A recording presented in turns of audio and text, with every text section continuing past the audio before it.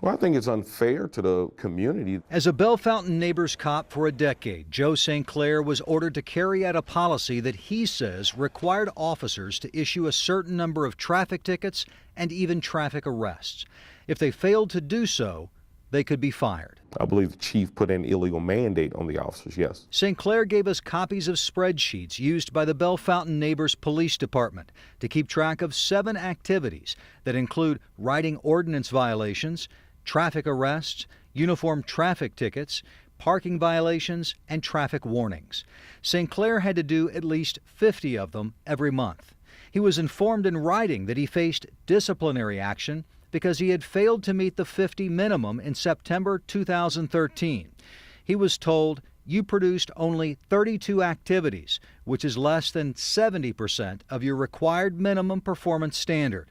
If he continued to fail to meet those minimum standards for ticket writing, arrests, and other so-called self-initiated activities, he should, quote, "expect to be replaced, disciplined, or terminated," unquote. Did you and other officers feel like your pay was at risk if you didn't write enough tickets? Well, of course.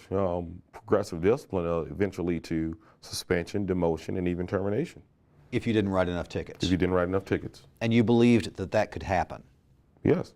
So after that story, I called for a state investigation with the Attorney General to look into this, to find out if there's been any illegal activity as it relates to this. State Senator Eric Schmidt says the thing that concerned him the most about our story was the reference to traffic arrests as part of the monthly mandated activities for Bellefontaine Neighbors Police. I think what the story brings to light is that the fact that there's, in writing, a number of tickets need to be written, and in writing, a number of arrests that need to be made in order for somebody not to lose their job is appalling. Off camera, Bellefontaine Neighbors Police Chief Robert Pruitt insisted the policy is not a quota system.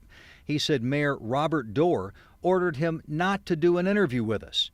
He referred us to the mayor. Mayor, we just want to ask you. I told you nothing on camera. Mayor, we want to ask you some questions. I told you nothing on camera. But when we tried to interview the mayor on camera, he refused. Mayor, we want to ask you some questions about this. I told you nothing on camera. Off camera, the mayor claimed all those self-initiated activities made Bellefontaine Neighbors safer.